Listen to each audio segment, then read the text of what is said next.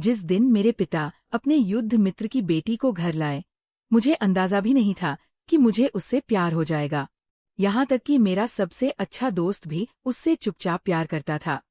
पिछले जन्म में अपने दोस्त के उकसावे में आकर मैंने बोर्ड परीक्षा से ठीक आधा घंटा पहले उसे अपने दिल की बात बताई थी, लेकिन उसने मुझे ठंडे अंदाज में ठुकरा दिया।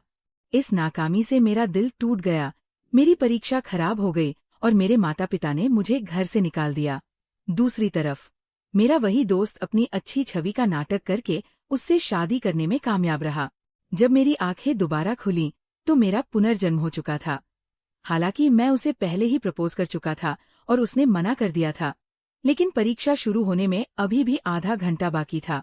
इस बार मैं प्यार के चक्कर में पड़कर अपना जीवन बर्बाद नहीं करना चाहता था। पिछली जिंदगी में परीक्षा के सवालों को बार बार समझने और भविष्य की यादों के दम पर अब मेरा केवल एक ही सपना था, किसी बेहतरीन यूनिवर्सिटी में दाखिला लेना और एक आजाद और बेफिक्र जिंदगी जीना। परीक्षा में केवल आधा घंटा बचा था, तभी मेरी वो सौतेली बहन मेरे पास आई और बोली, कल जो कुछ भी हुआ उसे मैं एक मजाक समझकर भूल रही हूँ।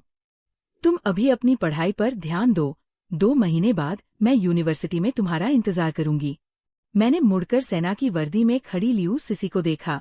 उसका चेहरा एकदम शांत था, कंध चौड़े, पतली कमर और लंबी रंगत, जो किसी का भी ध्यान खींच सकती थी। मुझे चुप देखकर उसकी त्योरियां चढ़ गईं। तभी मुझे होश आया और मैंने तुरंत अपना पेन उठाया। मैंने कहा, दीदी, समय हो गया है, मैं परीक्षा देने जा रहा हूँ। लियू सिसी हैरान रह गई। उसे उम्मीद नहीं थी कि जो छोटा भाई हमेशा उसके आगे पीछे घूमता था, वो आज इतना बेपरवाह हो जाएगा। मैंने उसकी ओर ध्यान नहीं दिया और बाहर की तरफ भागा। मैंने कैब ली और परीक्षा केंद्र की तरफ निकल गया। इस नई जिंदगी में मैं लियू सिसी के पीछे भागकर अपना जीवन फिर से बर्बाद नहीं करना चाहता था। इस बार मैं इस मौके को पूरी तरह भुनाना चाहता था। अच्छे से परीक्षा देकर सफलता हासिल करना चाहता था, ताकि आगे चलकर दुनिया की खूबसूरत चीजें देख सकूं। जब मेरी परीक्षा खत्म हुई और मैं बाहर निकला तो सूरज ढलने ही वाला था। बाहर इंतजार कर रहे पत्रकारों ने परीक्षार्थियों को घेर लिया। मैं चुपचाप वहां से निकलना चाहता था, लेकिन तभी एक माइक मेरे सामने आ गया। रिपोर्टर ने पूछा, ये टिंग, सुना है कि कल आपका प्यार का इजहार ठुकरा दिया गया था, क्या आज की परीक्षा पर इसका कोई असर पड़ा? इससे पहले कि मैं जवाब देता, भीड़ में से एक लड़का आगे आया। सफेद शर्ट और छोटे बालों वाला वह लड़का कोई और नहीं बल्कि सांग जिंगनियन था। वह बोला, आप लोग इनसे सवाल मत पूछिए। ये टिंग कल रिजेक्ट हो गया था, उसकी हालत बहुत खराब है। ये जाने पहचाने शब्द सुनते ही पुरानी कड़वी यादें मेरे दिमाग में ताज़ा हो गई। पिछली जिंदगी में मेरी सारी परेशानियों की वजह यही सबसे अच्छा दोस्त था। मेरे प्रपोज करने की बात मीडिया में फैलाने वाला वही था और मेरे माता पिता से मुझे घर से निकलवाने वाला भी वही था।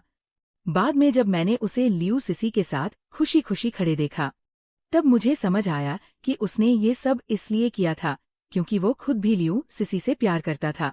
मेरी दर्द भरी जिंदगी सिर्फ उसकी प्रेम कहानी का रास्ता साफ करने के लिए थी। सब कुछ दोबारा शुरू हो चुका था।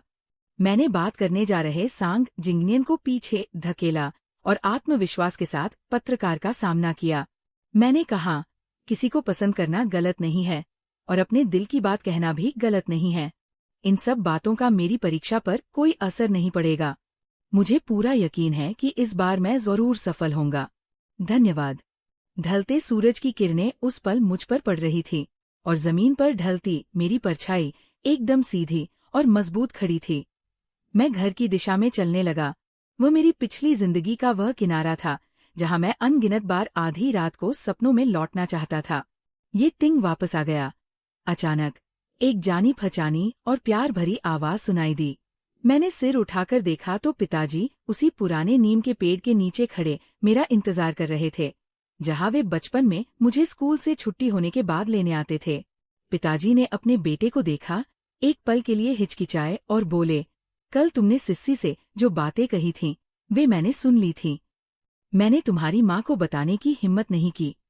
तुम कितने नासंभ हो। सिस्सी तुम्हारी बड़ी बहन है। मैं हैरान रह गया। अपने पिताजी को चिंता से भरा देखकर मेरे दिल में दर्द की एक लहर दौड़ गई। पिछले जन्म में लियू सिस्सी से अपने प्यार का इजहार करने की वजह से मुझे लोगों के तानों का सामना करना पड़ा था। मेरे माता पिता भी इस विवाद में फंस गए थे और रातों रात उनके बाल सफेद हो गए थे तथा चेहरे पर थकावट छा गई थी। आगे चलते हुए पिताजी को देखकर मैं भागकर उनके पास गया और उनका हाथ थाम लिया। पापा, मैंने निर्भरता को गलती से प्यार समझ लिया था। अब से मैं लियू सिस्सी को सिर्फ अपनी बहन ही मानूंगा। पिताजी के चेहरे से चिंता के बादल आखिरकार छट गए। हम दोनों पिता बेटे आंगन में आए। जैसे ही दरवाजा खोला, लियू सिस्सी ठीक दरवाजे पर ही खड़ी दिखाई दी। पिताजी ने मेरी पीठ थपथपाई और पहले घर के अंदर चले गए। ढलते सूरज की किरणें लियू सिस्सी के शांत और गंभीर चेहरे पर पड़ रही थी। हम दोनों की नजरें मिली और काफी देर तक सन्नाटा छाया रहा। कुछ देर बाद मैंने खुद ही मुस्कुराते हुए कहा, दीदी, कल मेरी उन बेवकूफ़ी भरी बातों ने आपको परेशान कर दिया होगा। मेरा दिमाग खराब हो गया था। मैं आपसे माफी मांगता हूँ। आप इसे दिल पर मत लीजिएगा। अब से हम जिंदगी भर के लिए सिर्फ एक परिवार हैं। लियू सिस्सी ने जब मेरी इतनी सहज और शांत सफाई सुनी तो उसके दिल में न जाने क्यों गुस्सा भर आया। कल तक तो मैं उसका हाथ पकड़कर प्यार का इजहार कर रहा था और एक ही रात में मेरा रवैया पूरी तरह बदल गया। क्या मैंने वाकई में अपनी गलत भावनाएं छोड़ दी थीं या फिर यह कोई चाल थी? लियू सिस्सी ने मुझे देखा और गंभीर आवाज में कहा, अगर तुम ऐसा सोचते हो तो ये अच्छी बात है। राष्ट्रीय प्रवेश परीक्षा जिंदगी का एक अहम मोड़ होती है। अपना ध्यान सही रास्ते पर लगाओ। मैं मुस्कुराते हुए सिर हिलाता रहा। लियू सिस्सी ने अपने कमरे से एक यूनिवर्सिटी की जानकारी वाली पुस्तिका निकाली और मुझे देते हुए कहा, हर साल दक्षिण पश्चिम विश्वविद्यालय का कट ऑफ बढ़ता है। तुम्हें अपनी पूरी ताकत लगानी होगी ताकि तुम अपने सपनों की यूनिवर्सिटी में दाखिला ले सको। जब मैंने अपने हाथ में दक्षिण पश्चिम विश्वविद्यालय का पोस्टर देखा तो मेरे चेहरे की मुस्कान एक पल के लिए जम गई, लेकिन मैंने कुछ नहीं कहा। पिछले जन्म में मेरा पूरा ध्यान सिर्फ लियू सिस्सी के पीछे भागने में था, इसलिए जाहिर है कि मैं उसी विश्वविद्यालय में जाना चाहता था जो उसके मिलिट्री बेस के सबसे पास था। बाद में न तो मुझे मेरा प्यार मिला और न ही मेरी जिंदगी संभल सकी। अब जब मुझे दोबारा मौका मिला है तो मैं दृढ़ता से अपनी पसंद की सिंघहुआ या पेकिंग यूनिवर्सिटी चुनूंगा। मैं अपनी पसंद का भाषा विज्ञान पढ़ूंगा, अलग अलग संस्कृतियों को समझूंगा, विभिन्न जातियों के रहन सहन को जानूंगा और फिर इन सबको किताबों में लिखूंगा ताकि ज्यादा से ज्यादा लोग चीन को समझ सकें और पसंद कर सकें। मैंने लियू सिस्सी को अपने कमरे की तरफ जाते देखा, लेकिन अपनी यूनिवर्सिटी बदलने की इच्छा के बारे में कुछ नहीं कहा। वैसे भी आगे चलकर हम दोनों की अपनी अपनी जिंदगी होगी, इसलिए अभी बताना जरूरी नहीं लगा। मैं उस पुस्तिका को लेकर अपने कमरे में आ गया, रेडियो चालू किया और पढ़ाई में जुट गया। अपनी पसंद के विषय में खोया रहा और सीधे रात के खाने के वक्त ही बाहर निकला। पूरा परिवार लंबे समय बाद एक ही मेज पर बैठकर खाना खा रहा था।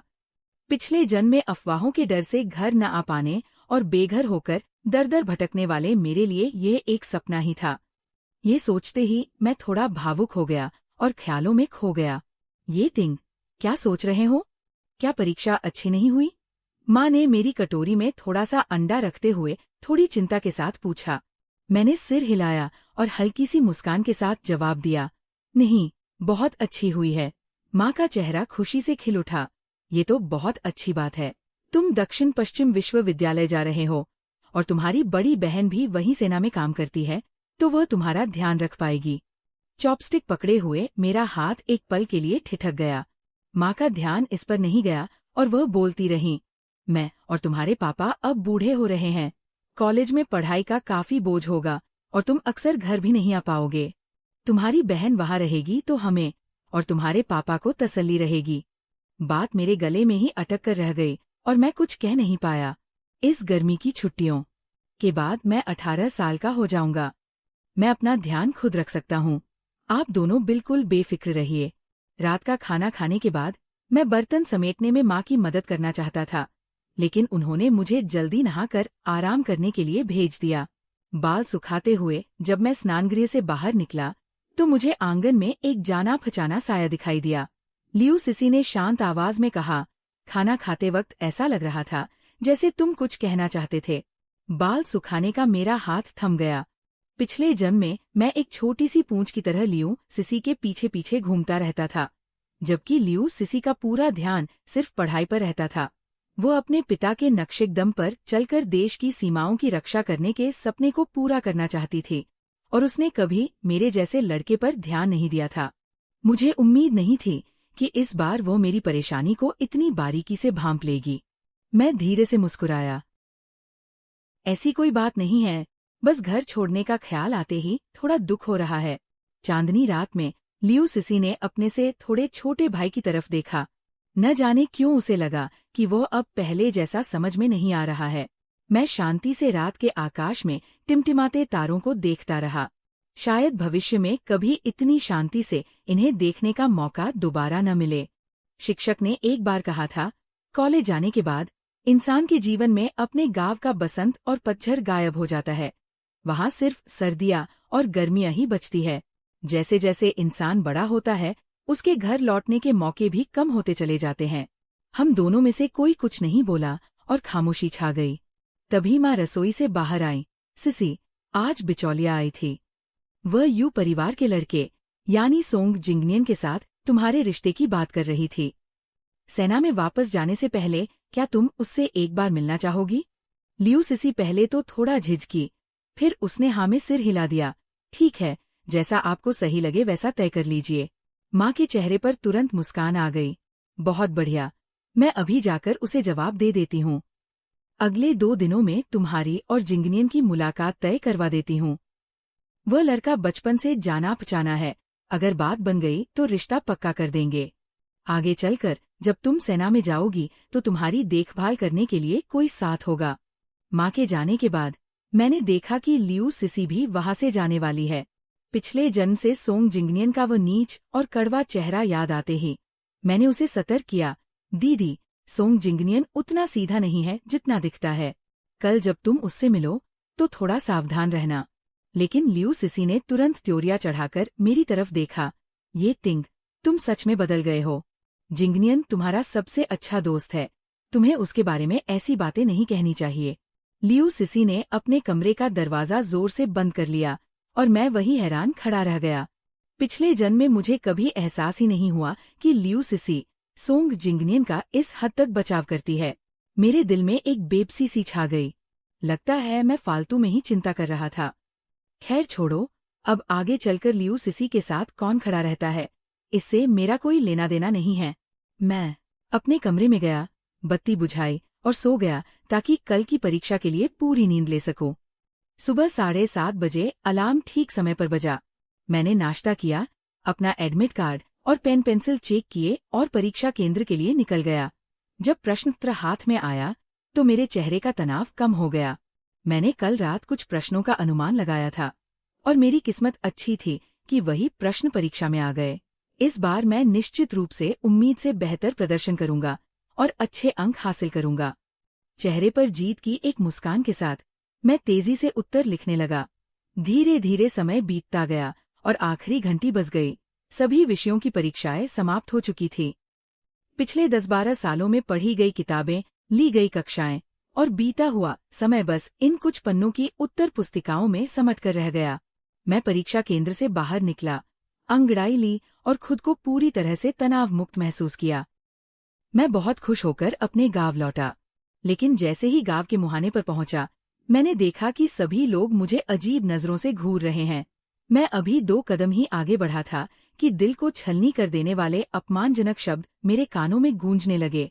ये वही वर्मा परिवार का लड़का है, परसों अपनी ही बहन से प्यार का इजहार कर रहा था।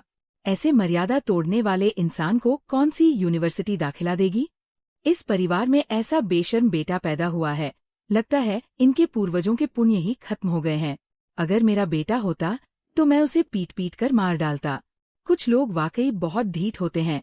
हमारे गांव का नाम डुबो रहे हैं और फिर भी बिना किसी शर्म के घूम रहे हैं। ये सब सुनकर मैं पूरी तरह सन्न रह गया। मुझे लगा जैसे मैं अपनी पिछली जिंदगी के उसी खौफनाक सपने में वापस लौट आया हूँ। पिछली जिंदगी में जब मैंने स्नेहा से अपने दिल की बात कही थी तो रातों रात पूरे गांव को ये बात पता चल गई थी। उस समय मेरा दिमाग पूरी तरह सुन्न हो गया था और मैं शर्म से पानी पानी हो गया था। जब तक मैंने सफाई देने की कोशिश की तब तक बहुत देर हो चुकी थी और बात हद से ज्यादा बढ़ चुकी थी। आखिरकार इसका असर मेरे माता पिता पर भी पड़ा। उन्हें सही संस्कार न देने के लिए ताने सुनने पड़े। अपने अतीत को याद करते हुए मैंने अपनी मुट्ठियों को कसकर भींचा। मैं मुड़ा, सीना तानकर सबके सामने खड़ा हुआ और बुलंद आवाज में कहा, आदरणीय चाची जी और गांव के लोगों, स्नेहा से मेरा कोई खून का रिश्ता नहीं है, इसलिए यहाँ मर्यादा टूटने जैसी कोई बात नहीं है। किसी को पसंद करना कोई अपराध नहीं है। बस बात इतनी सी थी कि कम उम्र होने के कारण मैं जुड़ाव और प्यार के बीच का अंतर नहीं समझ पाया था। अब मुझे सब समझ आ गया है। भविष्य में स्नेहा जिससे भी शादी करेगी, मैं उन्हें शुभकामनाएं ही दूंगा। लेकिन अगर अब किसी ने मेरे पीठ पीछे अफवाहें फैलाने या गलत बातें बोलने की कोशिश की, तो मैं सीधे पुलिस में शिकायत दर्ज कराऊंगा और आप सब पर मानहानि का केस दर्ज करवाऊंगा। अपनी पिछली जिंदगी से मैंने यही सीखा था कि अफवाहें नजरअंदाज करने से और तेजी से फैलती हैं और भागने से बातें सिर्फ बिगड़ती है। इस बार मैं पीछे नहीं हटूंगा। मेरे इस कठोर और निडर रवैये को देखकर आसपास के सभी लोग सहम गए और अचानक वहां सन्नाटा छा गए। मैं हल्के कदमों से घर की ओर चल पड़ा। जैसे ही घर के भीतर कदम रखा, देखा कि माँ रसोई से सब्जी लेकर बाहर आ रही थी। परीक्षा खत्म हो गई, तेरी बहन के लौटते ही सब साथ में खाना खाएंगे। मैंने माँ के हाथ से प्लेट ली और सहज ही पूछ लिया, दीदी कहाँ गई है? माँ के चेहरे पर खुशी की चमक थी। तेरी बहन आखिरकार समझदार हो गई है। कल उसकी सोंग जिंगनियान के साथ शादी के लिए मुलाकात है ना? वह कस्बे में उसके लिए तोहफा खरीदने गई है। मैं चुपचाप सुनता रहा। मेरे मन में कोई खास हलचल नहीं हुई। बस इस बात का अंदाजा नहीं था कि लियू सिसी सोंग जिंगनियान को इतना महत्व देती है। जो इंसान हमेशा कम बोलने वाला था और दूसरों पर कभी बहुत ध्यान नहीं देता था, वो उसके लिए इतने प्यार से तोहफा चुनने गई थी। जब आखिरी व्यंजन मेज पर लगा, तब तक लियू सिसी भी ढेर सारे थैले लेकर लौट आई। मैंने थैलों में झांका।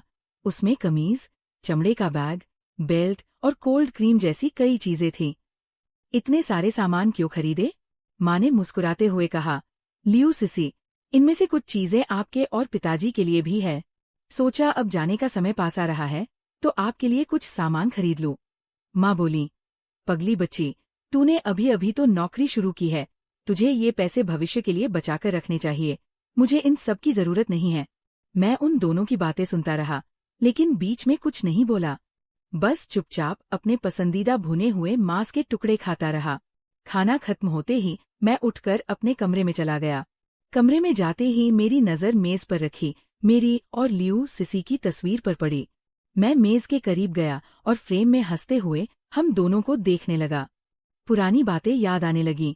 जब से लियू सिसी हमारे घर आई थी, वो हमेशा मेरे साथ बहुत अच्छी रही। 10 साल की उम्र में जब मैं बारिश में भीगने से बीमार पड़ गया था, तब लियू सिसी ने गीले तौलिए से मेरा बुखार कम किया था और पूरी रात मेरी देखभाल की थी। 12 साल की उम्र में जब मुझे बड़े छात्रों ने परेशान किया था, तो लियू सिसी ने बिना सोचे समझे मेरा पक्ष लिया था। कक्षा में सबसे होशियार छात्रा होने के बावजूद उसने पहली बार मेरी वजह से डांट खाई थी। 15 साल की उम्र में जब मैं खेल खेल में पिछले पहाड़ पर रास्ता भटक गया था, तो उसने मुझे पूरी रात ढूंढा और अपनी पीठ पर बिठाकर घर लाई थी। लेकिन बाद में लियू सिसी सेना में चली गई और हमारे रिश्ते में धीरे धीरे दूरी आती गई। और अब वो बहुत जल्द शादी करके नया परिवार बसाने जा रही है और मैं भी अपनी आगे की पढ़ाई के लिए विश्वविद्यालय जाने वाला हूँ। ये यादें आखिरकार वक्त के साथ धुंधली पढ़ी जाएंगी। मैंने अपने मन के भावों को दबाया और अलमारी से एक गत्ते का डिब्बा निकाला। लियू सिसी से जुड़ी हर चीज, हमारी तस्वीर, उसका दिया हुआ सुंदर पेंसिल बॉक्स, बचपन के खिलौने, सब उसमें समेट कर रख दिया। मैंने उस सामान को एक तरफ रख दिया ताकि अगले दिन उसे फेंक सकूं। अगले दिन सुबह जब मैं डिब्बा सीने से लगाए कमरे से बाहर निकला, तभी सामने वाला दरवाजा भी खुला। लियू सिसी अपनी पुरानी वर्दी की जगह एक बिल्कुल नई गुलाबी फ्रॉक पहने बाहर आई। उसने मेरे हाथों में रखे डिब्बे को देखा और शांत आवाज में पूछा, ये सब क्या लेकर जा रहे हो? ये परीक्षा की तैयारी के कुछ कागज और बचपन के खिलौने हैं। सोच रहा हूँ इन्हें अनाथालय के बच्चों को दान कर दूं। मैंने शांति से जवाब दिया और लियू सिसी ने सिर हिलाया और बिना कोई और सवाल पूछे सीधे बाहर की ओर चली गई। दरवाजे पर पहुंचते ही वो फिर मुड़ी और उसने कहा, बाद में माँ से कह देना कि मैं रात के खाने के लिए वापस नहीं आऊंगी। उसके आंगन से बाहर जाने के बाद मैंने बक्से में सबसे ऊपर रखे 2 लोगों के उल्टे पड़े फोटो फ्रेम को देखा और मेरे होठों पर एक हल्की सी मुस्कान आ गई। ल्यू सिसी को कितनी परवाह नहीं थी कि उसने इस बात पर ध्यान भी नहीं दिया कि ये फोटो फ्रेम हमारी साथ में इकलौती तस्वीर थी। कुछ देर बाद मैं सड़क पर गया और अपने हाथ में मौजूद चीजों को कचरे के डिब्बे में फेंक दिया। नाश्ता करने के बाद मैं गांव से बाहर बस पकड़कर कस्बे में गया ताकि भविष्य में कॉलेज ले जाने के लिए कुछ सामान खरीद सकूं। उत्तर से दक्षिण तक शहर के चक्कर लगाते हुए मुझे कई किताबों की दुकानों के बाद सिंघुया और पीकिंग यूनिवर्सिटी के बारे में बताने वाली किताबें मिली। फिर मैं कमर्शियल प्लाजा गया और मैंने थर्मस, बेसिन जैसी रोजमर्रा की जरूरत की चीजें खरीदी। आखिर में जब मैं मेडिकल स्टोर के पास से गुजरा तो मुझे याद आया कि कल रात माँ को थोड़ी खांसी हो रही थी, इसलिए मैं अंदर गया और बनलंगेन और सिरप खरीद लिया। हाथों में ढेर सारा सामान देखकर मैं वापस गांव जाने के लिए गाड़ी में बैठने ही वाला था कि तभी एक जेवर की दुकान के पास से गुजरते हुए मुझे सेल्स गर्ल की उत्साहित आवाज सुनाई दी। अरे वाह, ये घड़ी आप पर बहुत अच्छी लग रही है। आपकी पत्नी की पसंद सचमुच बहुत बढ़िया है। मैंने अनजाने में अंदर झांका तो ल्यू सिसी और सोंग जिंगनियन पर मेरी नजर पड़ी। फिर मैंने देखा कि ल्यू सिसी ने सोंग जिंगनियन का हाथ पकड़ा और उसकी कलाई पर एक खूबसूरत घड़ी बांध दी। पूरी तरह से भुला देना। इस पल मेरे दिल में बस यही 4 शब्द आ रहे थे। मैंने ये सब देखा, लेकिन मेरे दिल में कोई हलचल नहीं हुई। मैंने अपनी नजर हटाई और वहां से जाने लगा। तभी सोंग जिंगनियन ल्यू सिसी का हाथ थामे दुकान के दरवाजे से बाहर निकला। ये तो बहुत बढ़िया इत्तेफाक है। मैंने शांत भाव से जवाब दिया। हाँ, मैं कुछ सामान खरीदने आया था। सोंग जिंगनियन के चेहरे पर एक घमंड भरी मुस्कान आई और वह मुस्कुराते हुए बोला, मैं और सिसी शादी के लिए मान गए हैं और जल्द ही हमारी शादी होने वाली है। तुम्हें बुरा तो नहीं लगेगा? बात करते हुए वो बार बार अपनी कलाई घुमाकर घड़ी दिखा रहा था। मैंने ज्यादा ध्यान से नहीं देखा और फिर से धीरे से कहा, कोई बात नहीं। जब मैंने उनसे दूर रहने का फैसला कर ही लिया है तो उनकी किसी भी बात से मुझे कोई फर्क नहीं पड़ता। सोंग जिंगनियन थोड़ा हैरान रह गया। उसे उम्मीद नहीं थी कि मेरी प्रतिक्रिया इतनी ठंडी होगी। कुछ पल के लिए झेंपने के बाद उसने मुस्कुराते हुए अपने पास खड़ी औरत से कहा, आह, अब से हम एक ही परिवार हैं। सिसी, तुम्हारा भाई अब मेरा भी भाई है। ल्यू सिसी ने प्यार से सोंग जिंगनियन की तरफ देखा और सिर हिलाया। हाँ, मैं चुपचाप मुस्कुरा दिया। पिछले जन्म की घटनाओं को झेलने के बाद अब मुझे सोंग जिंगियन का असली चेहरा समझ आ चुका था। इस जन्म में मैं उससे कोई रिश्ता नहीं रखना चाहता और न ही उसे कभी अपना दोस्त मानूंगा। सोंग जिंगनियान के चेहरे की मुस्कान और गहरी हो गई। ये तिंग, मुझे और सिसी को कुछ और सामान खरीदने जाना है। तुम भी हमारे साथ क्यों नहीं चलती? नहीं, मेरी खरीदारी हो गई है। मैं घर वापस जा रही हूँ। मैंने बिना कुछ सोचे मना कर दिया और सवारी पकड़कर घर लौट आई। ल्यू सिसी मेरी जाती हुई पीठ को देखती रही। उसकी खामोश आंखों में अजीब और गहरे भाव तैर रहे थे, लेकिन आखिर में उसने कुछ नहीं कहा। घर पहुंचकर मैंने माँ को बनलांगेन और दवाइयाँ दी और फिर अपने कमरे में चली गई। मैं मेज पर बैठ गई और उत्सुकता से सिंघुआ तथा पेकिंग विश्वविद्यालय की जानकारी देने वाली किताब खोलने लगी। उस विश्वविद्यालय की सांस्कृतिक धरोहर से आकर्षित होकर मुझे समय का पता ही नहीं चला और अंधेरा हो गया। तभी दरवाजे पर दस्तक हुई। मैं दरवाजा खोलने के लिए उठी तो देखा कि ल्यू सिसी दरवाजे पर खड़ी थी। मैंने देखा कि तुम्हारे कमरे की बत्ती अभी भी जल रही है। तुम अभी तक सोई क्यों नहीं? मैंने धीमी आवाज में जवाब दिया। बस सोने ही जा रही थी। ल्यू सिसी ने मुझे देखा और अचानक उसकी भौहें सिकुड़ गईं। उसे लगा कि हाल ही में मेरा व्यवहार उसके प्रति काफी ठंडा हो गया है, जिससे उसके मन में एक अजीब सी झुंझलाहट पैदा हो रही थी। उसने लापरवाही से कमरे में नजर दौड़ाई और देखा कि मेज के एक कोने से कुछ गायब था। तुम्हारी मेज पर रखा फोटो फ्रेम कहाँ गया?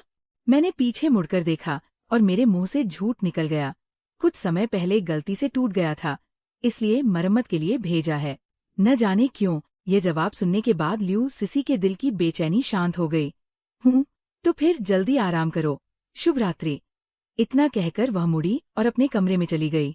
पिछले जन्म में मुझमें ल्यू सिसी के सामने झूठ बोलने की हिम्मत नहीं थी, क्योंकि वह हमेशा पकड़ लेती थी। लेकिन अब मेरे इस अनजाने में बोले गए झूठ को भी लियू सिसी नहीं पकड़ पाई। मैंने खुद पर मुस्कुराकर तंज कसा और फिर दरवाजा बंद करके सोने के लिए बिस्तर पर चली गई। इसके बाद के कुछ दिनों में किताबें पढ़ने के अलावा मैं बस अपने परीक्षा के परिणाम आने का इंतजार कर रही थी। जहाँ तक लियू सिसी की बात है, वह रोज सुबह जल्दी निकल जाती और देर रात लौटती थी। अपना समय सोंग जिंगनियान के साथ रिश्ता बढ़ाने में बिता रही थी। दिन पानी की तरह बहते चले गए। 24 जून का दिन आ गया, जिस दिन उच्च शिक्षा प्रवेश परीक्षा का परिणाम घोषित होना था। मैं अपने अंक देखने के लिए सुबह सुबह ही स्कूल के लिए निकल पड़ी। जैसे ही मैं स्कूल के मुख्य द्वार पर पहुंची, एक सफेद रंग की सांताना कार आकर रुकी। ये तिंग, क्या तुम भी परिणाम देखने आए हो? मैं उस गाड़ी को नजरअंदाज करके आगे बढ़ना चाहती थी, लेकिन किसी को अपना नाम पुकारते सुनकर पीछे मुड़कर देखा। गाड़ी से एक साफ सुथरे चेहरे वाली लड़की बाहर निकली, जिसके होठों पर हल्की सी मुस्कान थी। मैंने थोड़ा याद किया तो ध्यान आया कि वो मेरी ही कक्षा की सू वानरो थी। सू वानरो का परिवार काफी प्रभावशाली था और उसके पिता एक उच्च अधिकारी थे। हालांकि हम दोनों के बीच पहले कभी ज्यादा बातचीत नहीं हुई थी, इसलिए हमारी कोई खास पहचान नहीं थी। मैंने शिष्टाचार से अपना सिर हिला दिया। सू वानरो को मेरे औपचारिक व्यवहार से कोई फर्क नहीं पड़ा। वो अपनेपन से आगे बढ़ी और बोली, चलो दोनों साथ में अंदर चलते हैं। 2 लोग एक साथ शिक्षक के कार्यालय में दाखिल हुए। रिपोर्ट कार्ड मिलते ही भले ही मैंने अपने अंकों का अनुमान लगा लिया था, फिर भी इस पल मेरा दिल थोड़ा घबरा रहा था। मैंने अपनी तेज धड़कनों को संभाला, रिपोर्ट कार्ड खोला और मेरी नजर सीधे सबसे नीचे कुल अंकों पर गई। सफेद कागज पर काले अक्षरों में साफ लिखा था, मुझे 689 अंक मिले थे। आखिरकार मेरी तनी हुई नसें शांत हुई। मैंने चेक किया था कि पिछले वर्षों में सिंगहुआ और पेकिंग विश्वविद्यालय के कट ऑफ अंक 670 के आसपास रहे थे, इसलिए इस स्कोर के साथ मुझे वहां दाखिला मिल सकता था। शिक्षक का धन्यवाद करने के बाद मैं इस अच्छी खबर को माता पिता को सुनाने के लिए जल्दी घर पहुंचना चाहता था, लेकिन काफी इंतजार के बाद भी कोई गाड़ी नहीं मिली। सौभाग्य से सू वानरो ने मुझे रास्ते में गाड़ी में बिठा लिया। घर पहुंचकर जैसे ही मैं गाड़ी से उतरा, मेरी नजर लियू सिसी और सोंग जिंगनियान पर पड़ी, जो बाहों में बाहें डाले आंगन से बाहर आ रहे थे। मैंने तुरंत अपनी नजरें हटा ली और ड्राइवर की सीट पर बैठी सू वानरो को धन्यवाद कहा। सू वानरो के चेहरे पर वही खिली हुई मुस्कान थी। ये तिंग, अगर तुम सच में मुझे धन्यवाद देना चाहते हो तो 2 दिन बाद मेरे जन्मदिन की पार्टी में जरूर आना। मैं थोड़ा ठिठका और मुस्कुरा दिया। सू वानरो के जाने के बाद मैं अंदर जाने लगा। सोंग जिंगनियान ने बढ़ा चढ़ाकर कहा, ये तिंग, क्या वह सू वानरो थी? क्या तुम दोनों एक दूसरे को डेट कर रहे हो? वह तो अपनी अय्याशी के लिए मशहूर रईसजादी है, उसके साथ रिश्ता रखोगे तो अंजाम अच्छा नहीं होगा। मेरी भौहें तंग गईं और मैं कुछ कहने ही वाला था कि तभी लियू सिसी की डांटने वाली आवाज सुनाई दी। जिंगनियान सही कह रहा है, लियू परिवार जैसा घराना हमारे जैसा नहीं है। आगे से उससे दूर ही रहना। और वैसे भी तुम अभी छोटे हो, अपनी मर्यादा समझो और किसी के भी साथ आवारागर्दी करने बाहर मत जाया करो। उसकी बातें सुनकर मुझे बहुत बुरा लगा। सहपाठी ने तो मुझे बस रास्ते में घर छोड़ा था, ये किसी के साथ आवारागर्दी करना कैसे हो गया? लियू सिसी को मुझसे इस तरह बात करने का क्या हक है? मैंने लियू सिसी की तरफ देखा और भी ना सोचे समझे मेरे मुंह से निकल गया, दीदी, मैं अब बड़ा हो गया हूँ और मुझे किससे दोस्ती करनी है ये मेरा अपना फैसला है। मैं थोड़ा थक गया हूँ, इसलिए अंदर जा रहा हूँ।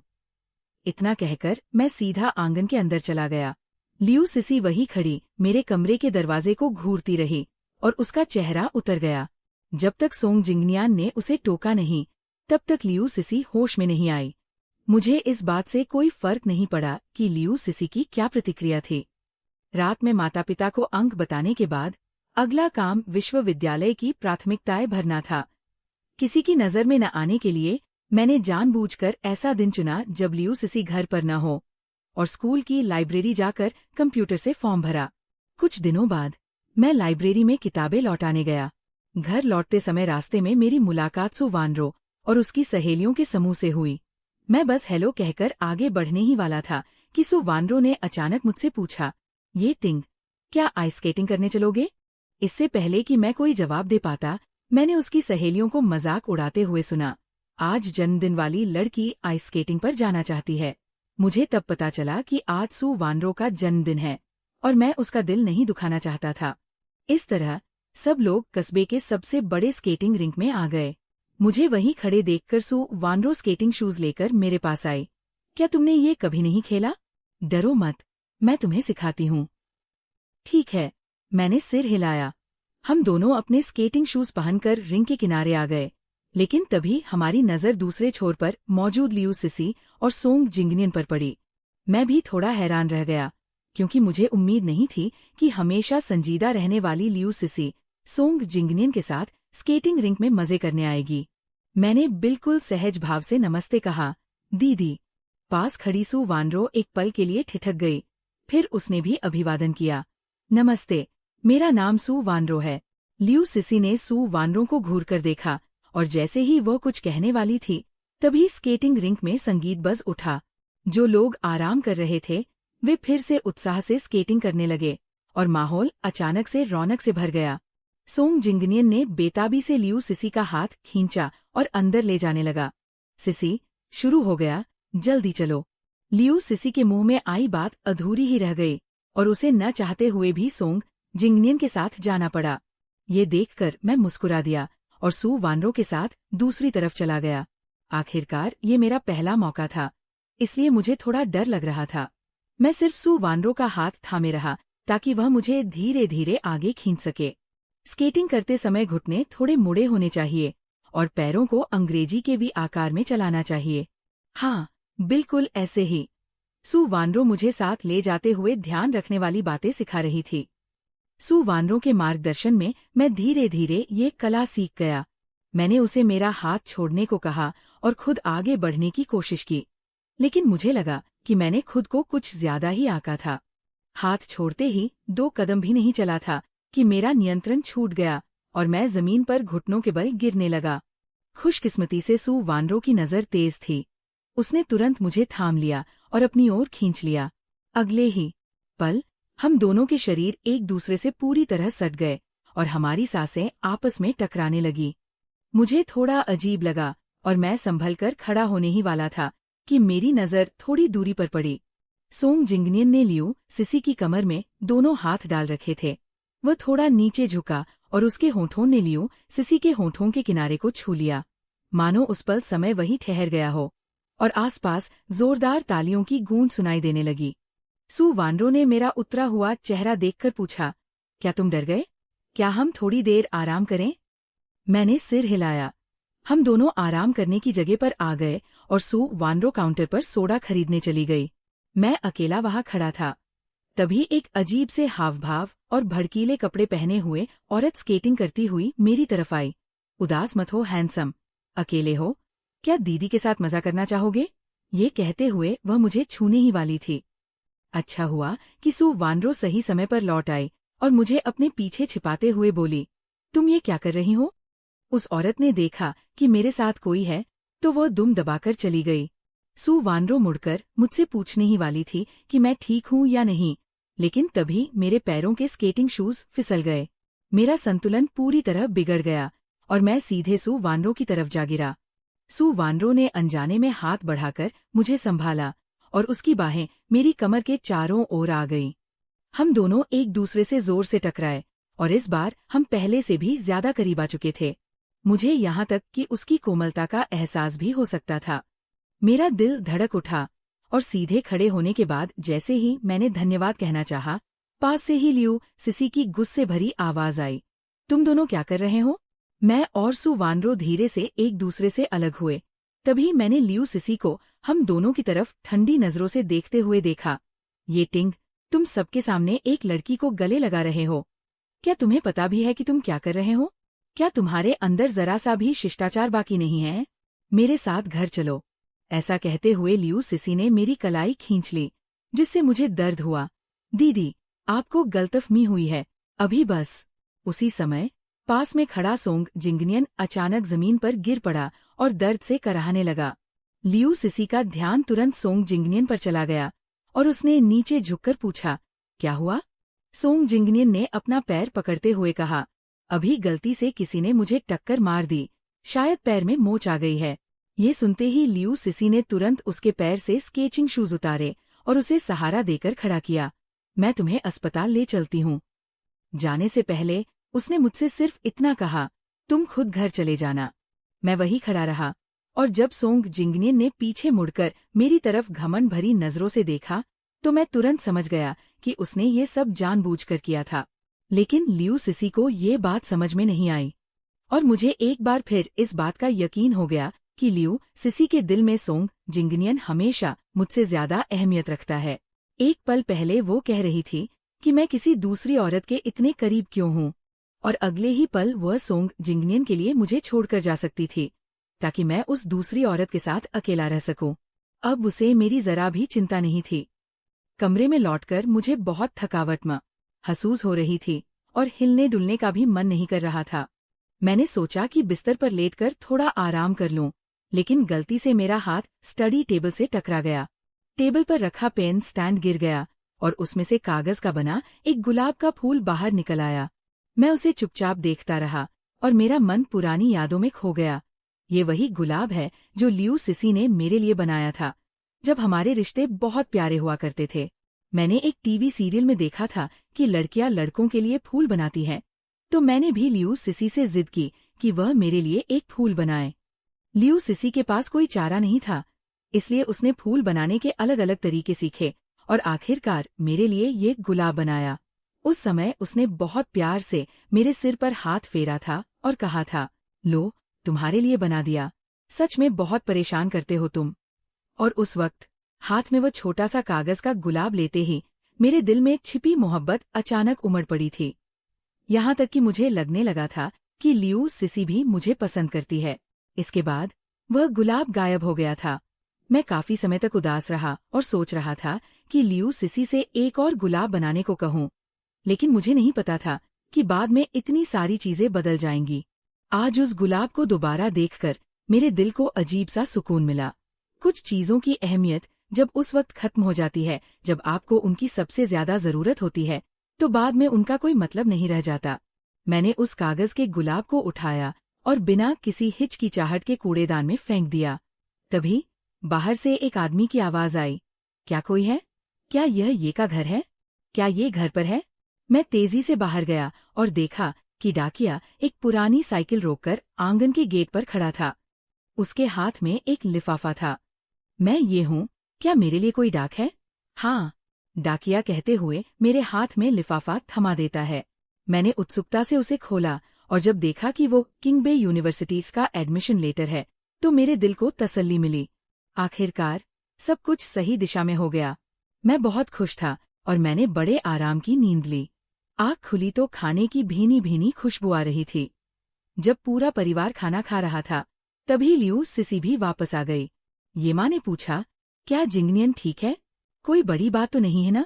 लियू सिसी ने सहजता से जवाब दिया, वो ठीक है, बस हल्की सी मोच है। मैं उसे घर छोड़ आई हूँ। उसकी बात सुनकर मैं चुपचाप खाना खाता रहा और कुछ नहीं बोला। तभी लियू सिसी ने आगे कहा, मम्मी पापा, फौज से चिट्ठी आई है। मुझे छुट्टी जल्दी खत्म करके वापस लौटना होगा। मैं कल ही निकल रही हूँ। ये पिता और ये माँ थोड़े हैरान हुए, लेकिन उन्होंने उसका समर्थन किया। ये पिता ने पहले कहा, जब ये फौज का हुक्म है तो देर मत करो। खाना खाने के बाद जल्दी से अपना सामान पैक कर लो। ये माँ ने थोड़ा अफसोस जताते हुए कहा, बस दुख इस बात का है कि तुम्हारी और जिंगनियन की शादी तय नहीं हो पाएगी।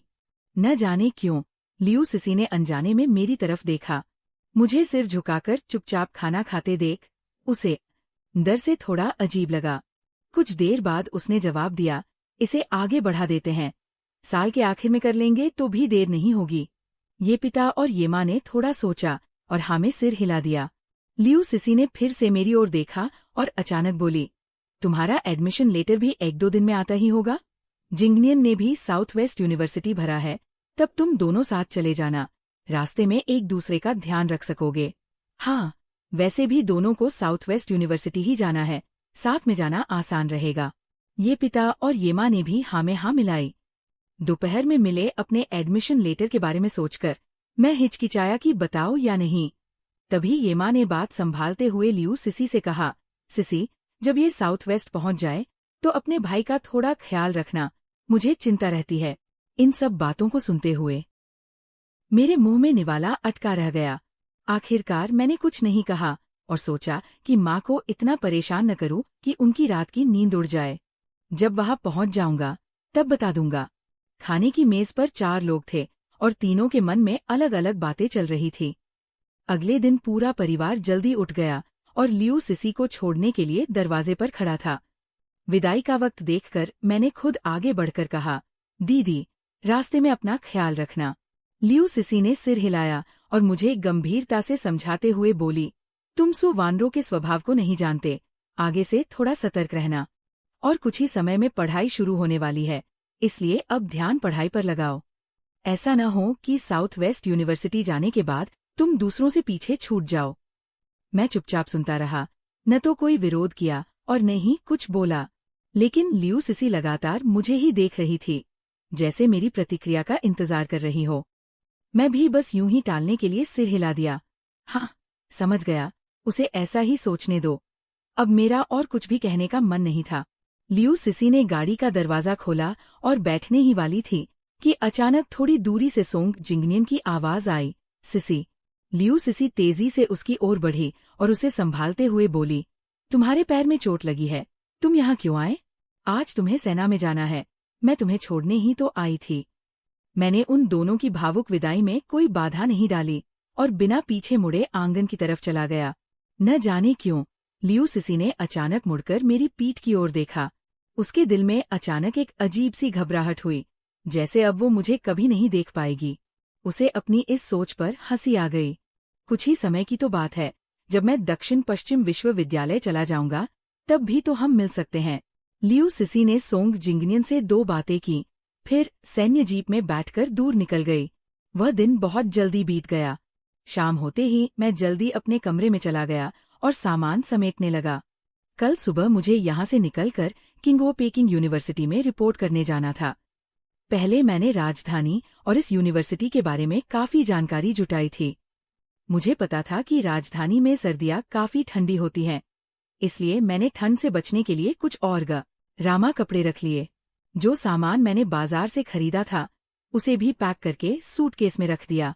स्टडी टेबल की दराज साफ करते समय अचानक मेरी नजर एक कागज पर पड़ी। फूल, गुलाब का फूल, चमेली का फूल, तुम और मैं कौन सा फूल पसंद करते हैं? जाहिर है तुम, जो मेरे दिल का फूल हो। नीले पत्थर को घोड़ों से प्यार है, सींग चाहे मुझ पर तान दो, क्योंकि तुम हमेशा मेरी हो।